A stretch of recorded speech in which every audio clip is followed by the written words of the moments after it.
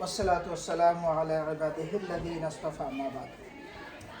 আজকের আলোচ্য সূরা হচ্ছে সূরা আসর, আর সূরার নাম্বার হচ্ছে 103 নম্বর সূরা।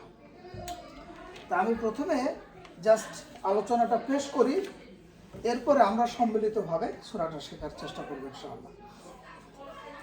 এই সূরা মক্কি জীবনে নাযিল হয়েছে রাসূলুল্লাহ সাল্লাল্লাহু আলাইহি ওয়াসাল্লাম, এবং আয়াত সংখ্যা মাত্র 3।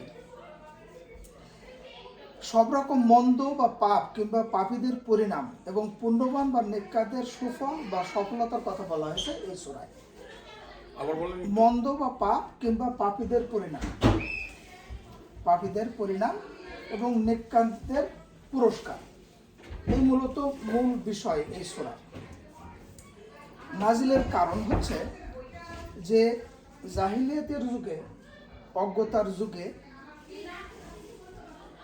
আবু বকর সিদ্দিক রাদিয়াল্লাহু তাআলা আনহুর সাথে কালাদা ইবনে উসাইদের ঘনিষ্ঠ সম্পর্ক ছিল। ওনাদের একটা বন্ধুত্বপূর্ণ সম্পর্ক ছিল একজন মানুষের সাথে, আবু বকর রাদিয়াল্লাহু তাআলা আনহু। এটা হচ্ছে বেশ এই সূরা নাজিলের বেশ আগের একটা ব্যাপার। এই যে জিনিসটা যদি জানা থাকে তাহলে আমাদের সূরাটার গুরুত্ব বুঝতে সুবিধা হবে। আবু বকর রাদিয়াল্লাহু তাআলা ঈমান গ্রহণের পর কালাদা একদিন এসে বলল, হে আবু বকর, তোমার কি মাথা খারাপ হয়ে গেছে? ব্যবসা বাণিজ্যে ভাটা লেগেছে, আয় রোজগারের পথও প্রায় বন্ধ, নিজেদের ধর্মকর্ম হারিয়েছো,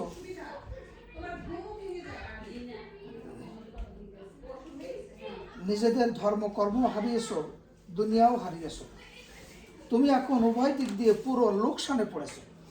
আপনারা জানেন যারা আবু বকর রাদিয়াল্লাহু তাআলার ব্যবসা ছিল, তিনি ধনাঢ্য ব্যক্তি ছিলেন, কিন্তু দিন গ্রহণের পরে তিনি দিনের কাজে বেশি সময় ব্যয় করতেন।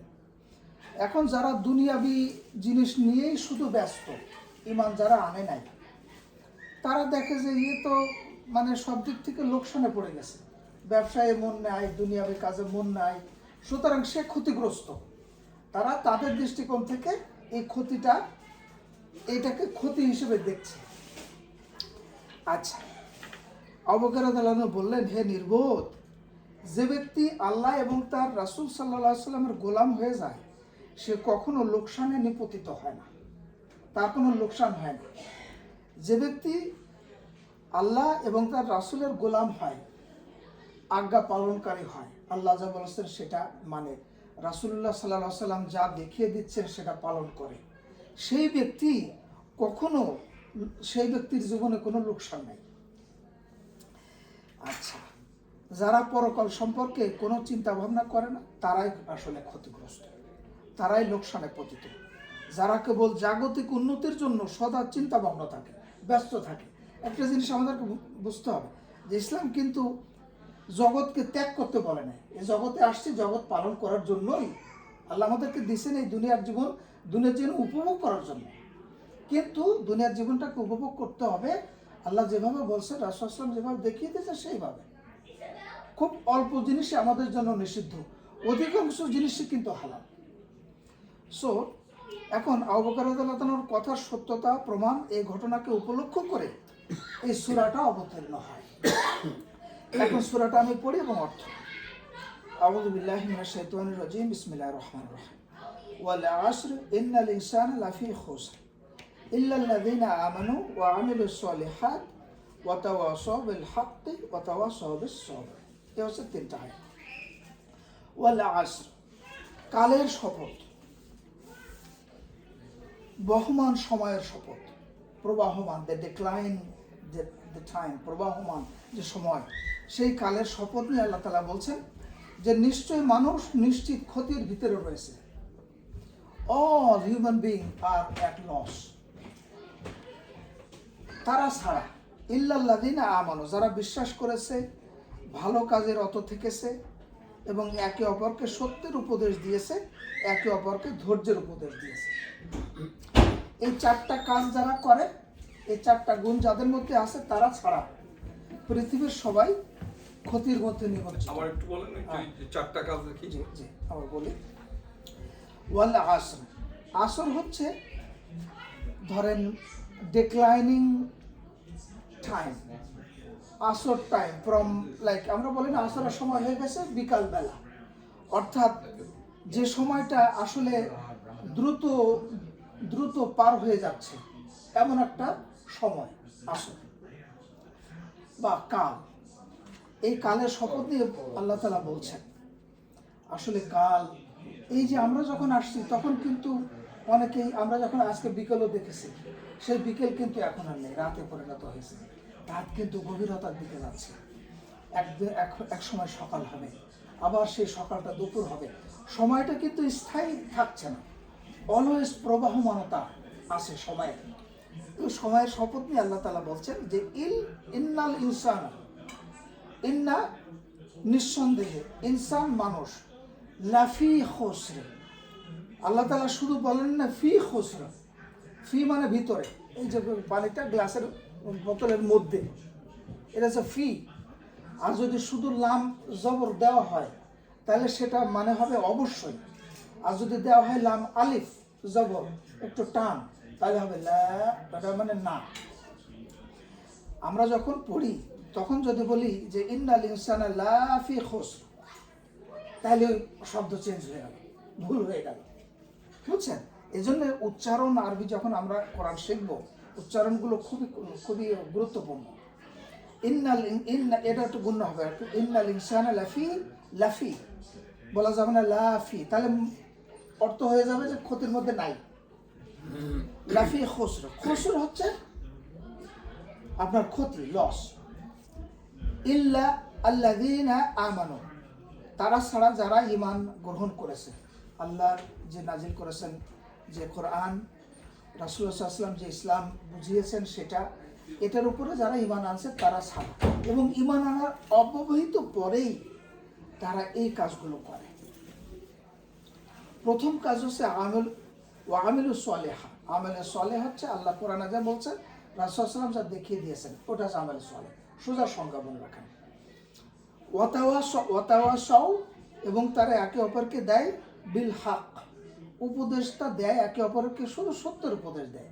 আল্লাহ তাআলা কোরআনে যা বলেছেন, সত্য জীবনে যা আছে সেগুলো সম্পর্কে একে অপরকে স্মরণ করিয়ে দেয়।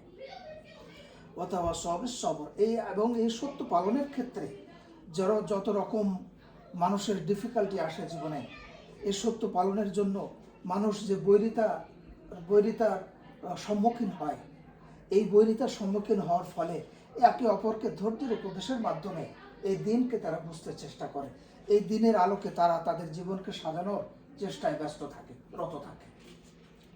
এই হচ্ছে আপনার সূরাটার শাব্দিক অর্থ। তাহলে তারা এই চারটার গুণটা আবার একটু বলি যে এই চারটা গুণ থাকলে তারা এই ক্ষতির মধ্যে যারা আছে তাদের মধ্যে শামিল হবে না। এক নম্বর হচ্ছে ঈমান আনা, 2 নম্বর ভালো কাজে রত থাকা, 3 নম্বর এই যে আমরা একে অপরকে সত্যের কথা বলছি, এটা কিন্তু ওই কাজে গণ্য, এবং একে অপরকে ধৈর্যের উপদেশ দেয়। যেমন নামাজ পড়া একটু ধৈর্যের ব্যাপার, আল্লাহর পথে থাকা ধৈর্যের ব্যাপার। যদি আমরা কোনো ভাইয়ের ভিতরে দেখি যে কোনো উপদেশ প্রয়োজন, আমরা কিন্তু নির্দ্বিধায় আমরা গঠনমূলক সমালোচনা মনে করে, মানে আপন ভাই মনে করে আমরা তার উপদেশটা দিতে পারি। এটা কিন্তু মনে, আমি যদি খালু যদি দেখেন আমার ভিতরে কোনো ডেফিসিয়েন্সি আছে দিন পালনের ক্ষেত্রে, খালু কিন্তু নির্দ্বিধায় আমাকে বলবেন যে আপনার কিন্তু এটা সংশোধন করা উচিত। এই ধরনের সংশোধন ইচ্ছায় রত থেকে, এই জিনিসটা তো সবাই পছন্দ করে না, এটা পজিশন, এটা আমি আমার কইলে এটা যার মধ্যে বেশি হৃদ্রতা থাকে সে বললে এটা সে মানে সেটাই। যদি আমি একজনের যেমন এখানে আমরা সবাই মোটামুটি চিনি, যদি একজন বলি হঠাৎ সে মাইন্ড করে যে আমি উনি লোকটা বেশি বোঝে এটা বলে, কিন্তু একমাত্র এটা হৃদ্রতার মধ্যে থাকে তারই বলা যায় তুমি এটা ঠিক করো না, বা এটা এইভাবে বললে ভালো, কিন্তু এইভাবে বললে একটা অনেকে মানে সহ্য করতে পারে না আর কি। এটা আপনার কথা ঠিক, এটা হলে মানে লোকজন বুঝে আর কি করতে হবে, হিকমত খাটাইতে হবে। হিকমত দিয়ে বলতে হবে যে এইভাবে করলে ভালো হয়। সেটাই, বলার স্টাইল এটা। যেমন আপনি যদি আমার সরাসরি করেন যে ভাই এটা আপনি করেন না, এটা ঠিক না, আমি কিন্তু সেটা মাইন্ড করবো, কারণ আপনার সাথে আমার একটা জানাশোনা আছে, আপনি বলেই বললাম আর কি, any right by her by anybody. কিন্তু যারা অপরিচিত কিন্তু মুসলমান, তো হ্যাঁ, হেকমত কিন্তু বলা ওই একটু বুঝে শুনে বলতে হবে আর কি হ্যাঁ। কিন্তু বলাটা জারি রাখতে হবে। আচ্ছা, চেষ্টা করতে হবে, হয়তো যদি ভুলটা ভাঙা তাহলে বলা যায় যে এরকম আপনারা ভুল করতেছেন বা কোনো কায়দায় বুঝাইয়া ভাই কিছু ওটাও ঠিক আছে, ওটাও একটু না, এরকম আছে তো অনেক আছে ডাইরেক্ট বলতে পারবেন না, আমার তো কায়দা করে বলতে পারলো এরকম মানে না, আপনারা একটা প্যান্ট করছেন, প্যান্টের জিপার যদি খোলা থাকে এটা অনেকে বলে না, কারণ কি বললে উনি কি মনে করে, কিন্তু আমরা বলা না বলার থেকে বলা অনেক ভালো। বলা কি, আমি দেখছি আর 10 জন তো দেখবে না। সে না, ঘটনা হইলো যে অনেকে আছে যে এই সমাজে নামাজ পড়বে হয়তো, অনেকে পড়ে না, না পড়তে পড়তে কলিজার মধ্যে এমন একটা ওটা গুমরা হয়ে গেছে। গোমরা হয়ে গেছে। তাকে তারপরেও তারে বলা হচ্ছে ভাই নামাজে চলেন, তো ওরকম না, ভাই নামাজের সময় হয়েছে আমরা নামাজে আসি, চলেন নামাজটা পড়ি আমরা না, ওরকম না, ভাই কারোর দিকে তাকাই না, মানে নিজের মতো করে ভাই আজান হইছে কিংবা ভাই এই নামাজের সময় হইছে আমরা আসি, ভাই নামাজের সময় হইছে, তাকায় না, ভাই চলেন তো নামাজে চলেন তো, ভাই উজু করেন তো, না, সেটা বলে আমরা যারা এখানে সবসময় দেখি জানি সেটা আলাদা, কিন্তু অনেক সময় অনেক সমাজে আমরা চিনি এবং এইটা নিয়েও বলছে যে ভাই চলেন নামাজে চলেন না, এইসব থ্রেট পর্যন্ত খাইছে অনেক। এবার কথায় একই জিনিস ওইভাবে না বলে যদি আমরা মানে এমনি অ্যানাউন্স করা যায় অন্য দিকে তাকায় কিংবা এইভাবে ভাই নামাজের সময় হয়েছে কিংবা আজান হয়েছে, ভাই চল আমরা চেষ্টা করি চলেন একসাথে জামাতে নামাজ পড়ি, সুন্দর কথাটা কিন্তু একই জিনিস, কেউ সুন্দর করে বলে, কেউ ডাইরেক্ট বলে, কেউ ইনডাইরেক্ট বলে, এই জন্য খাবো না বলছে যে মানে মানে ইসের সাথে এই যে এটা মানে ওইটা বুঝায় না, তবে মানে এই ইসের মানে আজকের যে টপিক যেটা আর কি সেটা একটু উপদেশ, হ্যাঁ, সাবলীল স্বাভাবিকভাবে যদি বলা যায়, সেটাই এখন আমাদের আমাদের ধৈর্য আল্লাহ অবস্থায়। বলছে যে নামাজের জন্য ইসলামের ডাকো, মধ্যে ধৈর্য। বলো, এই পর্যন্তই, চাপাচাপি নাই, কোনো জোর জবস্তি নাই, কথার মধ্যেই সুন্দরত্ব আছে। কি রেজা ভাই যদি সেটাই, হ্যাঁ ঠিক আছে। আর একটা জিনিস হলো যে সবার গ্রহণ ক্ষমতা একরকম না, কিন্তু রাইট রাইট যে ব্যক্তি শোনেন, আপনি কাকে উপদেশ দেবেন, কাকে কার ভুলটা ধরবেন, আপনি যার কল্যাণ চান তার ভুলটা কিন্তু আপনি ধরবেন। আপনি কিন্তু যাকে চেনেন না, জানেন না, যার ভালো মন্দে আপনার কিছু যায় আসে না, আমরা কিন্তু তার ভুলটা ধরতে যাই না। কিন্তু যাদের কল্যাণ, এগেন যাদের আমরা কল্যাণ চাই তাকেই কিন্তু উপদেশটা দেই। ওই ব্যক্তিটাকে বুঝতে হবে যে এই ভাই যে আমাকে এই কথাটা বললেন, নিশ্চয়ই ভাই আমার কল্যাণ চান, মঙ্গল চান, এই জন্যই আমাকে বলেছেন। আর যদি এই বুঝটা তার না থাকে তাহলে সে উল্টা বুঝবে, বুঝে আপনার উপরে আমার উপরে রাগ করবে, সে তার দুর্ভাগ্য যে সেই উপদেশটা সে নিতে পারলো না, বুঝছেন? এই না, তবে আমাদের আন্তরিকতার সাথে অ্যাপ্রোচ করা হয়। জি, ওইটাই আর কি, হিকমত অবলম্বন করে। মানে পরিচিত হোক অপরিচিত হোক, হ্যাঁ, সে যদি মুসলিম হয় আমি মুসলিম, সেটাই। সুতরাং আমারও দায়িত্ব তারও দায়িত্ব, যদি আমরা আন্তরিকতার সাথে অ্যাপ্রোচ করি, রাইট, হ্যাঁ হ্যাঁ হ্যাঁ আন্তরিকতা, রাইট, সেটাই। তাহলে সে হয়তো মাইন্ড নাও করতে ভাইজান, পারে। আপনি আন্তরিকতার দিয়ে ইয়ে করলেও এটা নির্ভর করবে সেই ব্যক্তি আপনার আন্তরিকতাটাকে কতটুকু গ্রহণের ক্ষমতা রাখে। সে আন্তরিকভাবে নিল, রাইট, সে গ্রহণ করলো না, কিন্তু আমি আন্তরিকতার সাথে আমার বলা উচিত, যাতে সে কোনো রকম আঘাতপ্রাপ্ত না হয়। অবশ্যই আন্তরিকতা সহকারে বলা হয়। বলে একটা জিনিস বলছেন, আল্লাহ রাসূল সাল্লাল্লাহু আলাইহি সাল্লাম এবং নবী রাসূলগণ কম হিকমতের অধিকারী ছিলেন? রাসূলুল্লাহ সাল্লাল্লাহু আলাইহি ওয়াসাল্লামের মতো নম্র, ভদ্র, বিনয়ী, জেন্টেল মানুষ দুনিয়ায় আছে? সেই তার কথাই পর্যন্ত অসন্তুষ্টি শুধু তার মেরে ফেলার জন্য উদ্যত হয়েছিল, চিন্তা করা যায়? কেন সে সুতরাং বিনয়ী ভাবে বলে, কেন সে নামাজের দাওয়াত দেয়, কেন সেই করে, তরবার নিয়ে আইছে এক কোপে গলা কেটে দেবে দৌড়ে, সে তো ইয়ে হয়ে গেছে ধর্ম ওই যে ওমর ফারুক না যে তরবারি নিয়ে মেরে ফেলার মধ্যে আসছিল, আসছিলেন। ওমর রাদিয়াল্লাহু আনহু আসছিলেন, সে তারে বলতেছিল যে মুখ আসতে বলছে অসুবিধা নাই, দেখতেছি আমি, তো এই আর কি, ভদ্র হলেও অসুবিধা। মোদ্দা কথা হলো কি, যারা নেবে না, বুঝবে না, আপনি যতই বলেন, তবে হ্যাঁ আপনি যেটা বলিস ওটা ঠিক, বলার দায়িত্ব আমার। প্রেক্ষাপট এখনকার প্রেক্ষাপট তো আলাদা, তারপরেও তখনকার প্রেক্ষাপট আলাদা ছিল, তখন অমুসলিমকে অ্যাপ্রোচ করা হতো, হ্যাঁ Right. এখন মুসলিমরা প্রশ্ন করলে আরো আরো ডেঞ্জারাস ভাই, আরো আরো ডেঞ্জারাস, ক্ষতি ভাই। আরো ডেঞ্জারাস। আপনি কারণ তো ওরা মনে করে আমরা জানেন মুসলমান, তো, আমরা আরো মুসলমান। ডেঞ্জারাস আমেরিকার মতো জায়গায়। বললাম না ওই যে ওই ভাই যেটা বলেছে ওটা রাইট, ভাই যেটা বলেছে ওটা right। এখানে কোন দিন আমার উপরে দাও হ্যাঁ, আমি মুসলমান না? আরে সেটাই, এই যে আমাদের দেশে যেমন আমি এই যে এক বাসায় বুঝছেন তাবলীগের ওই ভাই কি বলে শোনেন। আমি এক বাসায় বসে বলছি নামাজের কথা, যে নামাজ কোরআনে বলা আছে। আমি জানি কিছু নামাজে কোরআনে কোথায় বলছে এই নামাজে দেখেন, বলা আছে। আবার কই মুসলমান? আমি কি আপনার সাথে আমি সরি আপনার সাথে আর কথা বলবো না। আমি আর কেননা আপনি নামাজ নাই বলছেন, আপনার আর কি কথা বলবো? নাই দিয়ে শেষ করে ওনার সাথে নামাজ আমার নাই। চলে না। আমি আপনার সাথে আর কথা বলবো না। উনি আর আমি ওখানে আমি কোথায় আছি দেখেন, আমি আপনার সাথে আর কথা বলবো না। আমি সরি ভাই, নামাজ নাই কোরআনে এলাকার কি কি আর কথা থাই গেছে আর এই একবারে শেষ বললাম না, করে দিলাম। সমাজ বাঙালি? dangerous। বাংলাদেশে কি না কই বাংলাদেশ তবে আপনি যেটা বলেছেন যে বিনয়ের সাথে বলা, আমাদের বলা হলো ওই যে আন্তরিকতার সাথে বিনয়ের সাথে, তারপরে কে কি নিল। সে যাদের সাথে চলে তাদেরও গোমরা বানিয়ে ফেলাইছে। সে 100%। সে বলে তারে বলে নামাজ নাই, ওনার কথা শুনবেন না, আমার সামনে বসে। আমারে বলে তার ওয়াইফ বলে যে আপনি নামাজ নাই, আপনি এটা পান খাই এটা মাসুদ ভাই ভালো জানে নামাজ নাই। আমি নামাজ নাই এটা পান। আর সারা দুনিয়ার মুসলমান কি ভুল করে নামাজ নাই? নামাজ নাই তুই ফেলে আর তার সাথে কথা বলা যায় কেন? আমি সরি ভাই, আমার সাথে আমি কথা বলবো না এই ব্যাপারে। আমি অন্য কোনো কথা বলে যেটা আমার চিরন্তন বুঝতেই আছে। সত্য সেটা সত্য, যেটা চিরন্তন আমি পরে না, আমার ব্যাপার না এই কথাটা বাঙালি বলে যে মুসলমান হয়ে কে এটা এখন উনি অ্যাকসেপ্ট করবে সে না নামাজ করবে পড়ে না, যে এই কথা বলে তো নামাজ পড়েই না। 100% করে না সে। না পড়ে না তো, সে নামাজ পড়ে না তো কোনো সময়, নামাজ নাই তো, কেউ পড়লে না করে। তবে দাওয়াতি কাজের ক্ষেত্রে আল্লাহ কোরআনেই একটা স্ট্র্যাটেজি বলে দিয়েছেন। হ্যাঁ হিকমার সাথে বড় মানুষকে তুমি আল্লাহ বলছেন যে উদউ ইলা সাবিলি রাব্বিকা বিল হিকমাতি ওয়াল মাউইজাতিল হাসানা। আল্লাহ বলছেন যে মানুষকে আল্লাহর পথে ডাকো, ইলা সাবিলি রাব্বিকা বিল হিকমাত, হিকমত দিয়ে। হিকমত হচ্ছে এমন একটা গুণ যে আপনি পরিস্থিতি বুঝে কোন কথা কিভাবে বলা লাগবে, এটা হলো হিকমত। ওয়াল মাউইজাতিল হাসানা, এবং উপদেশ দেবেন অত্যন্ত অত্যন্ত মানে সুন্দরতম পন্থায়। একটা হলো হিকমত খাটাইয়া কোথায় কোন কথা বলা লাগবে, এবং আরেকটা হলো সুন্দর পন্থা অবলম্বন করে আপনি উপদেশটা দিবেন। এই দুইটা পদ্ধতি অবলম্বন করে আপনি মানুষকে উপদেশ দেবেন।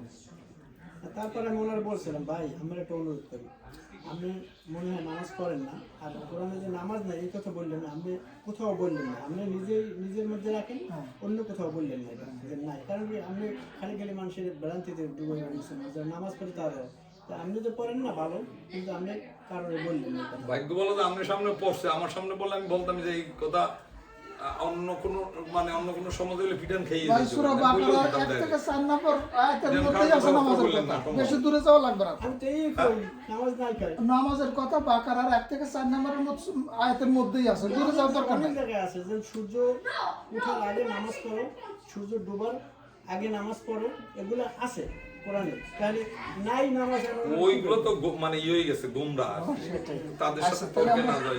তাহলে একটু আগে বাড়ি। হ্যাঁ, ইনশাআল্লাহ। আর এখন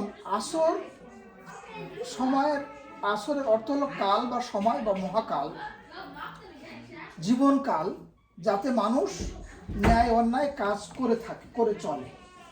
মানুষের সমস্ত জীবনকাল, সেই জীবনকালে মানুষ যা কিছু করে সেটা হচ্ছে তার সময়। আরেকটা জিনিস হচ্ছে মধ্যাহ্ন বা দুপুর থেকে সূর্যাস্ত পর্যন্ত। দুপুরটা গড়ানোর পরে সূর্যাস্ত পর্যন্ত এই সময়টা হচ্ছে আসরের সময়। আবার এটাকে বলা হয় যে আসরের নামাজ। ইবনে কায়সান রহমতুল্লাহ আলাইহি বলেছেন আসর শব্দ দ্বারা রাত ও দিনকে উদ্দেশ্য করা হয়েছে, অর্থাৎ সময়কে উদ্দেশ্য করা হয়েছে। হাসান বসরি রহমতুল্লাহ আলাইহি বলেছেন সূর্য পশ্চিম দিকে হেলে পড়া থেকে সূর্যাস্ত পর্যন্ত সময়কে আসর বলা হয়। কাতাদা রহমতুল্লাহ আলাইহি বলেছেন দিনের শেষ ঘন্টাকে আসর বলা হয়। ইবনে আব্বাস রাদিয়াল্লাহু তাআলা আনহু সহ অধিকাংশ মুফাসসিরের মতে এখানে আসর দ্বারা কাল বা সময়কে বোঝানো হয়েছে। কালোর শপথ করার অর্থ হলো সূরার উক্ত 4টি গুণ সম্পন্ন লোক ছাড়া অন্যান্য সব মানুষই মহাক্ষতি বা ধ্বংসের সম্মুখীন। কাল সময় স্রোত বা তার জ্বলন্ত সাক্ষী। সময় বা কাল আসলে দুনিয়ার কাজ করার জন্য ব্যক্তি কিংবা জাতিকে আল্লাহর দেয়া সময় বা অবকাশ মাত্র। পরীক্ষাগারে যেমন পরীক্ষার্থীকে নির্দিষ্ট সময়সীমা বেঁধে দেওয়া হয়, ঠিক তেমনি আল্লাহ তাআলা মানুষকে সময়সীমা নির্ধারণ করে দিয়েছেন। এই তীক্ষ্ণ তীব্র গতিময় কালস্রোত যেটা হু হু করে বয়ে যাচ্ছে, এটা সাক্ষ্য দেয় যে 4টি গুণ হারিয়ে যে অন্যান্য সব কাজে নিজের আয়ুষ্কাল ক্ষয় করছে, তা সবই ক্ষতিকর। এ ক্ষতি থেকে রক্ষা পাবে শুধু তারাই যারা উল্লেখিত 4টি গুণে গুণান্বিত হয়ে দুনিয়ার কাজ করবে। এই দেখেন, দুনিয়ার কাজ করতে নিষেধ করা হয় নাই, কিন্তু এই যে প্রচন্ড কালস্রোত মানুষের জীবন থেকে হু হু করে শেষ হয়ে যাচ্ছে, এই হু হু সময়টা ক্ষতির কারণ হবে তাদের জন্য যারা এই 4টে গুণ অর্জন করে নাই। আর যারা এই 4টে গুণ অর্জন করেছে তাদের জন্য এই সময়টা উপযুক্ত ব্যবহারে পরিণত হয়েছে বলে পরিগণিত হবে। ইমাম রাজি রহমতুল্লাহ আলাইহি এমন সুন্দর একটা উদাহরণ দিয়েছেন এই সূরা আসর সম্পর্কে। যখন আমি প্রথম পড়েছি আজ থেকে ওই সেই ছাত্র জীবনে, ভালো আমি এই উদাহরণটা জীবনে ভুলতে পারিনি। আচ্ছা, বুঝছেন, উদাহরণটা হলো এই, ইমাম রাজি রহমতুল্লাহ আলাইহি একদিন বাজারে গেছেন। বাজারে যেয়ে দেখেন যে এক বড় ফল, আমাদের গ্রাম দেশে আমরা দেখছি না যে ওই বরফের ডিব্বা নিয়ে ওই যে আইসক্রিম বিক্রি করতো, জি হ্যাঁ? জি দেখছি। এমন বাক্সটা এমন কায়দা যে আইসক্রিম গলে না, বলে না, মাথা লইয়ে গ্রাম গ্রাম করতো। হ্যাঁ, বাইর করে দিলে ধোঁয়া ওড়ে। হ্যাঁ, মানে তো হবে। হ্যাঁ, তো এখন ওই আমলে তো আর এত টেকনোলজি ছিল না, হয়তো এমন কোনো পদ্ধতি ছিল না, ওইটাও টেকনোলজি। হ্যাঁ, ওটা ইনসুলেটেড করা। হ্যাঁ, না এর আগে ইমাম হ্যাঁ, রাজির আমলে। দুইটা ইয়ে থাকবে, প্যানেল থাকবে, হ্যাঁ। তার মাঝখানে লবণ দিবে। আমি আশ্চর্য হয়ে লবণ যেতাম যে দিয়ে, কেমনে। হ্যাঁ, হ্যাঁ, হ্যাঁ, বলেন। ওই দুইটা পার্ট মানে কাঠের হ্যাঁ। দুইটা পার্ট, এবং এটার মধ্যে আপনার ইয়ে মারা থাকে, টিন মারা থাকে। আচ্ছা তার মাঝখান দিয়ে লবণ দেবে। আচ্ছা, লবণ দিলে হ্যাঁ, এটা লবণ দিলে আর যদি বন্ধ থাকে তাহলে দীর্ঘক্ষণ আপনার তাপমাত্রা বেরোবে না, মানে একই থাকবে। আচ্ছা, তার মানে যতটুকু তাপমাত্রার মধ্যে আছে ওটাই ততটুকু আহ, ইনসুলেটেড, তাই না? ইনসুলেশন। নাইস। আমার আশ্চর্য লাগতো ছোটবেলায় যে এমন কি বাক্স যে এর মধ্যে গলবে না। হ্যাঁ, ওইটাও বিজ্ঞান। ছোট বাক্সের টাক দিয়ে সবাই আমরা যাইতাম আজকে। হ্যাঁ, তো সে ইমাম রাজির সময় তো আর ওরকম অতটা অ্যাডভান্স হয় নাই, হয়তো সেই সময় এমন কিছু আবিষ্কৃত হয়েছে যে নির্দিষ্ট সময় পর্যন্ত থাকবে, এরপর আমরা থাকবে না। থাকবে না। হ্যাঁ, সো বড় বিক্রেতা ওই লোকজনের উদ্দেশ্যে বলতেছে যে এমন কি আসো যে সেই ব্যক্তিকে সাহায্য করো যার পুঁজি গলে যাচ্ছে, যার পুঁজি গলে যায়। আইসক্রিম হলো তার পুঁজি, এখন কেউ যদি দ্রুত না কেনে তাহলে তার পুঁজি গলে শেষ হয়ে যাচ্ছে। তখন ইমাম রাজি মনে মনে করলেন যে আমি তো সূরা আসরের অর্থ আমি পাইছি এটা, যে আমাদের প্রতি মুহূর্তে আমাদের যে আয়ু নামক পুঁজি সেটা কিন্তু শেষ হয়ে যাচ্ছে যদি না আমরা ভালো কাজে রত থাকি, যদি না আমরা এই সময়টাকে আল্লাহ যেভাবে বলেছেন সেইভাবে ব্যয় না করি। আমাদের জীবনের আয়ু নামক পুঁজিটা কিন্তু শেষ হয়ে যাচ্ছে প্রতি মুহূর্তে, ওই বরফ বিক্রেতার মতো। আচ্ছা, খুসুর অর্থ হলো, এর আবেদনিক অর্থ হলো ধ্বংস, ক্ষতি বা লোকসান, কারবারে বা ব্যবসায়ে অকৃতকার্য হওয়া। যেমন ব্যবসায়ে লোকসান হয়, এটা খুসুর, যে কোনো ধরনের ক্ষতি বা লোকসান। ব্যবসা বাণিজ্যে যখন ক্ষতি হয় তখনই আরবিতে বলা হয় তোমরা খুসুর, তোমার খুসুর বা লোকসান হয়েছে ব্যবসা। গোটা ব্যবসাটি দেউলিয়ায় পরিণত হলেও দেউলিয়াত্ব বোঝাবার জন্য এই শব্দটির প্রয়োগ হয়। দেউলিয়া হয়ে যায় না যে ব্যবসা লাটে উঠেছে, ওইরকম আর কি, তখন এই শব্দটা প্রয়োগ হয় যে খুসুর, তোমার খুসুর হয়েছে।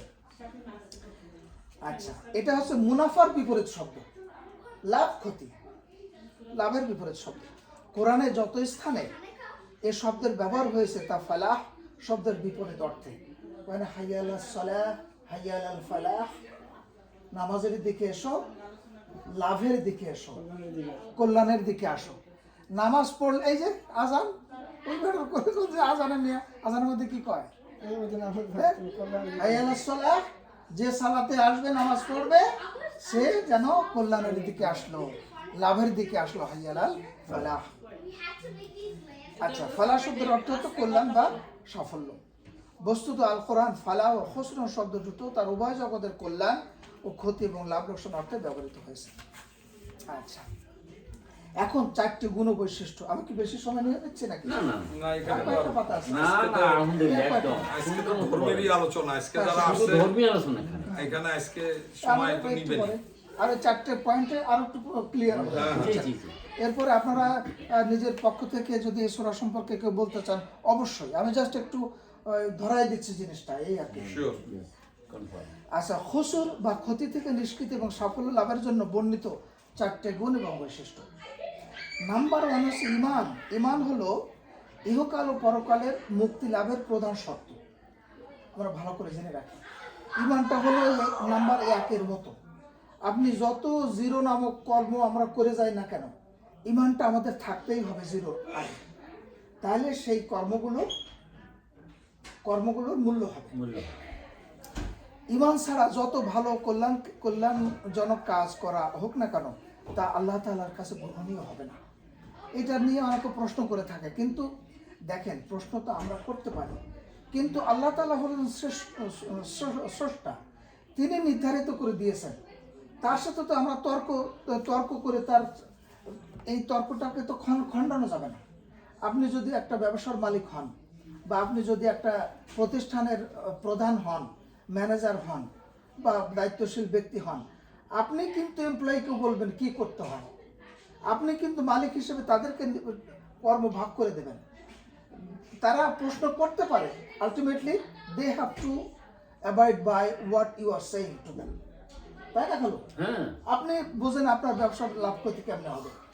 আপনি এমপ্লয়িদেরকে বলে দিতে পারেন, তারা প্রশ্ন করতে পারে, ultimately you have to tell them that it doesn't matter, I am listening to you, but you have to follow whatever I am saying. আল্লাহ তাআলা হচ্ছেন স্রষ্টা এবং সব কিছুর প্রোভাইডার। সেই হিসেবে আল্লাহ যে কথা বলেছেন আমাদেরকে মেনে নেওয়ার মধ্যেই করবে, অবশ্যই। এবং পরকালও তাতে মুক্তি ও সাফল্য আসবে না। এখানে ঈমান দ্বারা সংক্ষেপে ব্যাপারটা হলো এই, আল্লাহ তাআলা, রাসূলগণ, ফেরেশতা, আসমানি কিতাব, তাকদীর, পরকাল, হিসাব নিকাশ ইত্যাদি বোঝানো হয়েছে। এবার সার্বিক ব্যাপার মানে ইলাবোরেটলি, ঈমানের 3টি স্তর: মুখে উচ্চারণ করা, স্বীকৃতি দেওয়া, অন্তরে ধারণ করা, শুধু মুখে বললে হবে না, এবং এই 2 অনুযায়ী কাজ করে দেখানো, কাজের রূপায়ণ। আপনি যে বলছেন, অনেক এমন একটা ব্যাপার আছে যে আপনি আপনার ছেলেকে বললেন বা মেয়েকে বললেন যে এই কাজটা করো, আপনার সন্তান বলল যে আব্বু আমি আপনার কথা ছাড়া 1 পাও নড়ি না, মুখের স্বীকৃতি দিয়ে দিল, কিন্তু আপনি বললেন যে এই জিনিসটা তুমি ওইখানে রাখ, 1 ঘন্টা পরে এসে দেখলেন এই জিনিসটা এখানে পড়ে আছে, তাহলে ওই কথার কোনো অর্থ হইল?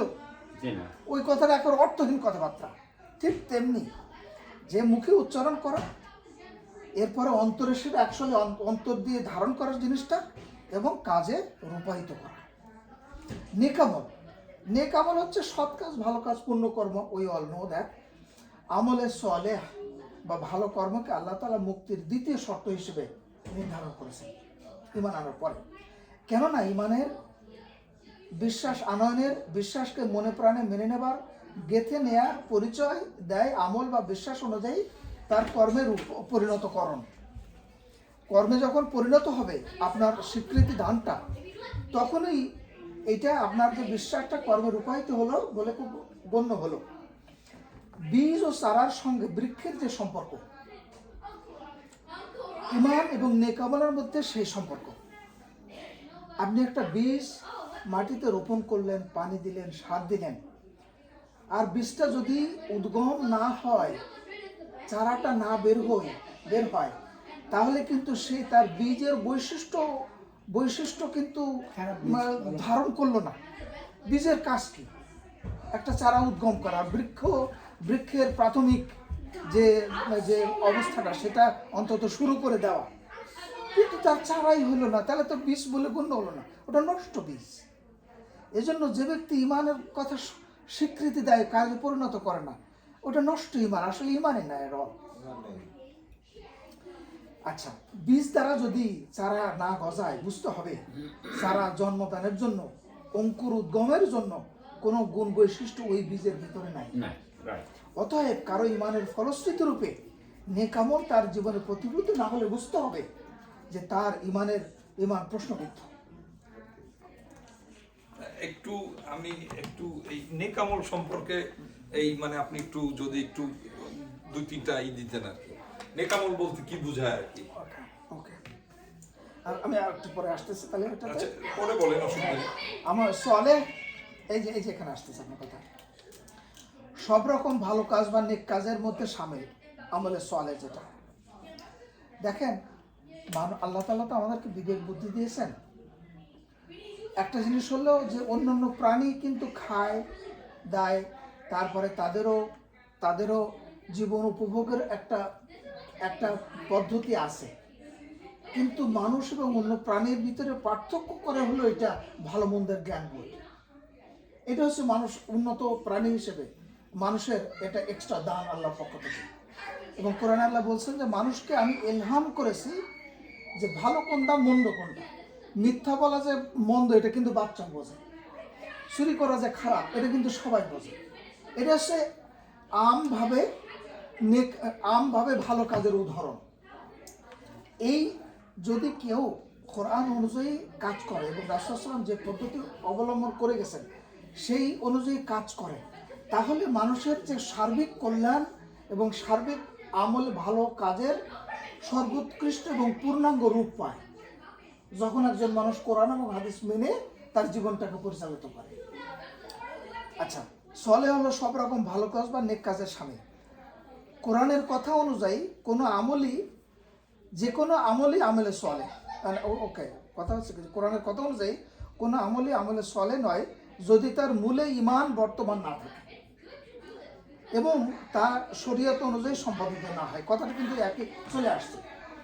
আল্লাহ তাআলা কোরআনে যে সূত্র দিয়েছেন, এবং একটা জিনিস বুঝতে হবে, কোরআনে যা বলা হয়েছে রাসূলুল্লাহ সাল্লাল্লাহু আলাইহি ওয়াসাল্লাম তার 23 বছরের নবুয়তি জিন্দেগিতে কিন্তু সেটার প্রতিফলন করিয়ে দেখিয়েছেন প্র্যাকটিক্যাল। আমরা যারা সায়েন্সের ছাত্র, ইন্টারমিডিয়েটে আমরা সায়েন্স পড়েছি যারা অনেকেই, একটা হচ্ছে সূত্র ছিল বইতে, আর একটা হচ্ছে আমাদের ল্যাবরেটরিতে দেখেছি। হ্যাঁ, প্র্যাকটিক্যাল ছিল। ওই যে তেলাপোকা কাটা, ব্যায়াম কাটা আমরা আগে পড়ছি, এরপরে যা প্র্যাকটিক্যালি দেখি কাটছি, বইমের মধ্যে থাকতো, বের করে নিয়ে কাটে দেখা। এখন মা আয়েশার কাছে রাদিয়াল্লাহু আনহা একজন এসে বলছেন যে রাসূল সাল্লামের জীবন কেমন ছিল এটা আমাকে একটু বলেন।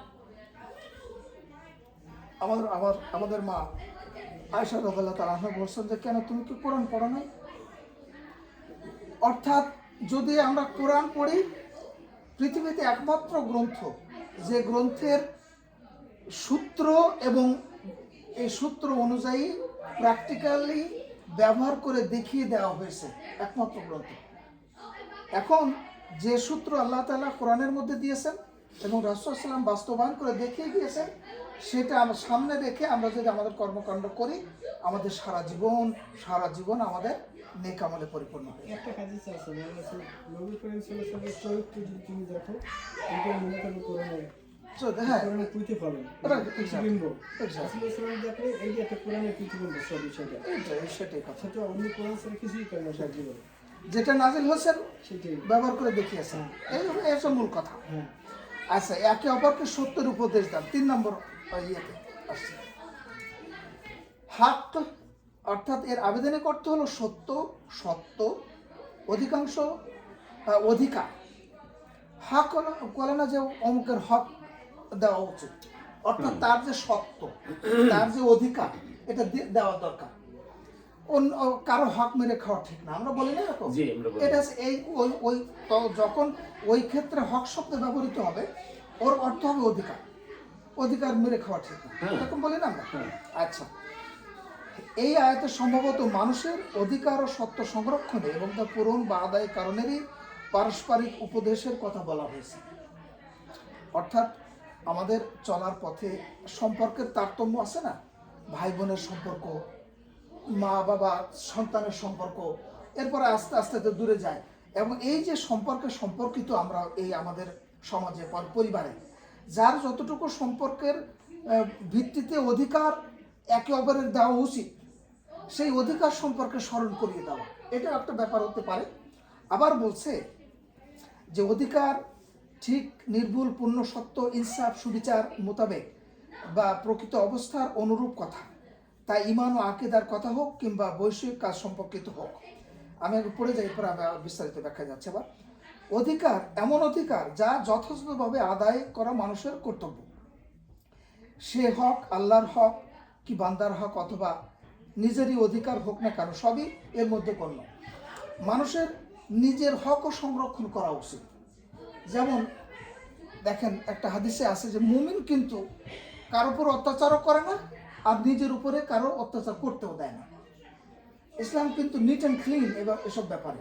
আপনি কারো উপর অত্যাচার করবেন না, কারো অধিকার মারবেন না, আর আপনার অধিকার কেউ মারে এই ব্যাপারে আপনি নিজেকে সতর্ক থাকতে হবে। যে এটা না যে না আমার উপরে যা করে করুক, যাক আমি কিছুই বলবো না। ইসলাম এরকম ইয়ে করতে বলে না। আপনার অন্য কেউ যদি আপনার অধিকার ক্ষুণ্ণ করতে থাকে, you have the right to protect that. And on the other hand you don't have to, আপনিও নিজেও অন্যের অধিকার খর্ব করবেন না, করবো না আমরা। কারো মতে এই হক বলতে তাওহীদ বা একত্ববাদকে বোঝানো হয়েছে। কাতাদা রাহমাতুল্লাহ আলাইহি হকের অর্থ কোরআন হবে বলে উল্লেখ করেছেন। ওনার মতে এই যে হকের উপদেশ দানের কথা বলা হয়েছে, কাতাদা রাহমাতুল্লাহ আলাইহি বলছেন যে এই হকের উপদেশ বলতে আল্লাহ তাআলা বলছেন যে একে অপরকে তোমরা কোরআনের উপদেশ দাও। হাসান বসরি রহমতুল্লাহ আলাইহি বলছেন যে এখানে হক দ্বারা কোরআন কারীমকে উদ্দেশ্য করে বলা হয়েছে, আর সবর দ্বারা উদ্দেশ্য হলো আল্লাহর প্রতি পূর্ণ আনুগত্য প্রকাশ করা। আমার এই যে ওনাদের ডিসকাশনের পরে আমার মনটা, প্রত্যেকের একটা ইয়ে আছে না যে এটা আমার ব্যক্তিগত কথা না, এই যে ওনাদের যে ব্যাখ্যার আলোকে আমারও এটাই মনে হয় যে একে অপরকে কোরআনের দাওয়াত দেওয়ার ক্ষেত্রেই হয়তো বোঝানো হতে পারে। এটা হচ্ছে মূল ব্যাপার। এরপরে ব্যক্তিগত সম্পর্কের কথা হয়তো ইনক্লুসিভ ইনটু দ্যাট, কিন্তু মূল ও উদ্দেশ্য হলো যে একে অপরকে হকের উপদেশ দেওয়া, মানে একে অপরকে কোরআনের যে শিক্ষা সেই উপদেশের যে এক্সচেঞ্জটা সেটা করার ব্যাপারে হয়তো বলা হয়েছে ইনশাআল্লাহ। এখন 4 নম্বর হচ্ছে ধৈর্যের উপদেশ। ধৈর্য ও সহিষ্ণুতা সাফল্যের চাবিকাঠি। আল কোরআনে এর ধৈর্যের কথা অনেক আয়াতে উল্লেখ করা হয়েছে। যেমন দিন পালনে, দিন প্রচারে, জীবনের সব ক্ষেত্রে কিন্তু ধৈর্যের প্রয়োজন। আর একটা জিনিস যেটা আল্লাহ কোরআনে বলছেন যে ইন্নাল্লাহা মাআস সাবিরিন। চিন্তা করছেন, ইন্নাল্লাহা মাআস সাবিরিন।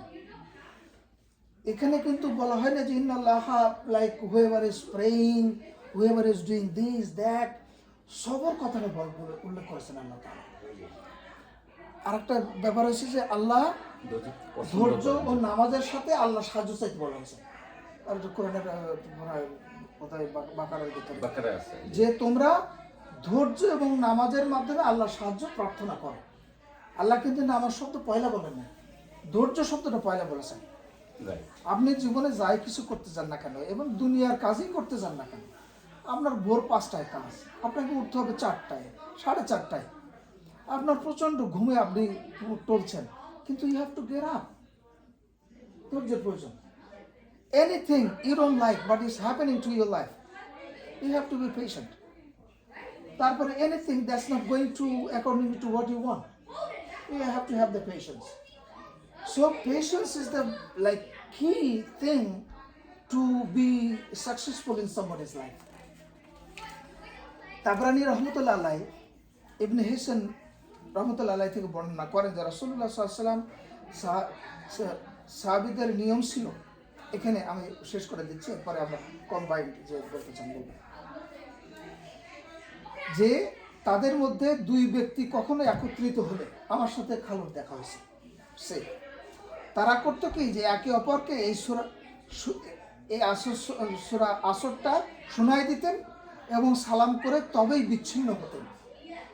দেখেন সাহাবীদের আমল, যখনই নতুন সূরা নাজিল হয়, নতুন আয়াত নাজিল হয়, সাথে সাথে তারা তাদের জীবনে এটা আমল করে দেখাতেন। আমার সাথে খালুর দেখা হলো, সে আমি সূরা আসর খালুকে শোনালাম, খালু আমাকে সূরা আসর শোনাল। এরপরে যদি থাকে আলাপ করে আসসালামু আলাইকুম করে আমরা বিদায় দিয়ে চলে গেলাম। এইটাই রাসূল সাল্লামের সাহাবীদের প্র্যাকটিস ছিল সেই সময়। ইমাম শাফি রহমতুল্লাহ আলাইহি বলেন, চিন্তা গবেষণা করে এই সূরা আসর অনুধাবন করলে মানুষের আর কোনো কিছুর প্রয়োজন হয় না।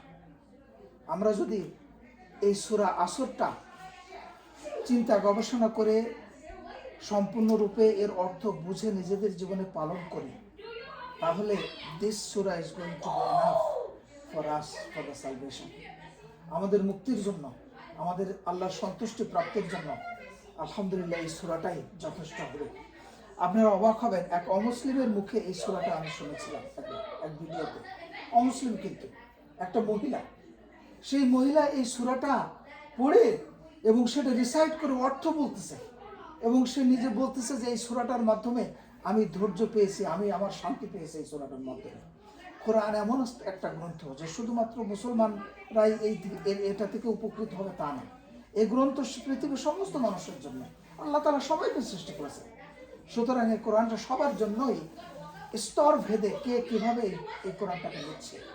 আল্লাহ তাআলা আমাদেরকে কোরআন বুঝবার এবং সেই শিক্ষা অনুধাবন করবা এবং বাস্তব জীবনে পালন করবার তৌফিক দান করুন। আমিন। ওয়াকিল দাওয়ানা আলহামদুলিল্লাহি রাব্বিল আলামিন। এখন ফারুক ভাই, আপনি আপনার যা যদি কিছু বলতে চান। কোরআন তো শুধু মুসলমানের জন্য নাজিল হয় না। জি, কোরআন শুধু মুসলমানের জন্য নাজিল হয়, কোরআন নাজিল হয়েছে সমস্ত মানে পৃথিবীর জন্য মানুষের জন্য, সৃষ্টি কল্যাণের জন্য। এটা একটা উপদেশ, গাইড। জি, জি। কোরআন একটা গাইড। সেই গাইড আমরা মুসলমানরা বেশি মানে, আর অন্য কেউ মানতে চায় না। না মানতে না চাইলে তারা কিছু করে না। হ্যাঁ, এই জন্য কোরআনে আছে, কোরআন পার্টিকুলার কোনো মুসলমানের জন্য কোরআন নাজিল করা হয় না। যিকরুল্লিল আলামিন, কোরআনেই আছে যে যিকরুল্লিল আলামিন, সমস্ত মানব জাতির জন্য এটা একটা যিকের, এটা একটা স্মরণ করিয়ে দেওয়া এই জীবনের উদ্দেশ্য কি আর এই জীবনের পরিণতি কি, এটার হচ্ছে স্মারক সমস্ত পৃথিবীর মানুষের জন্য। এখন আপনারা যে